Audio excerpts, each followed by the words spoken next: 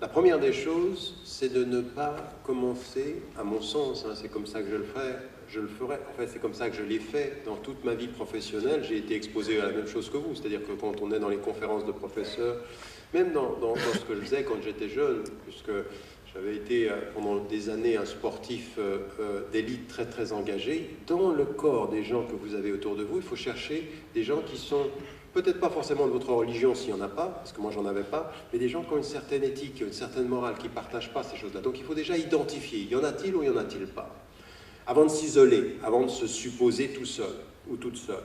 Deuxième des éléments, s'il se trouvait que vous êtes toute seule de ce point de vue-là, à partir d'un certain moment, c'est là où il faut déterminer une certaine façon d'être par rapport à son entourage.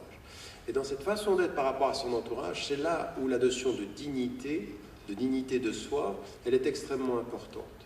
Non pas en disparaissant complètement, mais en étant là où vous pouvez être et en disparaissant là où vous ne pouvez pas être.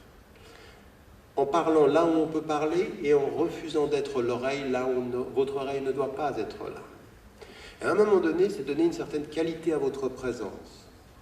Et ça veut dire qu'effectivement, quand vous êtes toute seule sur le domaine du travail, ça demande une vigilance supplémentaire, un travail de protection. Raison pour laquelle je ne pense pas qu'on soit toujours seul comme ceci dans le champ du travail. On peut toujours trouver une ou deux personnes qui peuvent comprendre. Mais s'il s'avérait que vous êtes seul, à un moment donné, il faut savoir déterminer. Et ça, c'est une attitude préventive.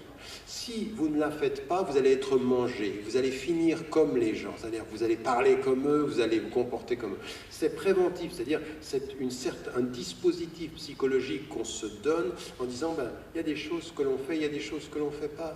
Mais attention, vous serez mal compris si vous disparaissez de tout. Vous serez mieux compris si vous sélectionnez votre présence. Et qu'à partir d'un certain moment, là aussi, quand vous entendez de la vulgarité, la façon dont vous la recevez est très très importante. Si vous êtes choqué et puis que vous montez sur vos grands chevaux, on va se dire mais là c'est une fondamentaliste, réactionnaire. Non, il y a une certaine façon, et avec élégance, vous voyez, de l'élégance. Quand la vulgarité vous approche, ayez l'élégance de la renvoyer ou de l'éviter ou de la dépasser. Pas dans l'agressivité, il se dit mais pourquoi t'es vu? Non. Vous savez, il y a des façons de dire aux gens quand ils sont vulgaires. Par exemple, il y a des mots doux, je dis mais tu trouves ça digne ce que tu viens de dire? C'est beau ce que tu viens de dire? Des façons de dire, de responsabiliser la personne, non pas en la culpabilisant ou l'insultant, mais de la renvoyer à sa conscience. Et quand vous renvoyez les gens à votre conscience, ça vous renvoie à vous-même.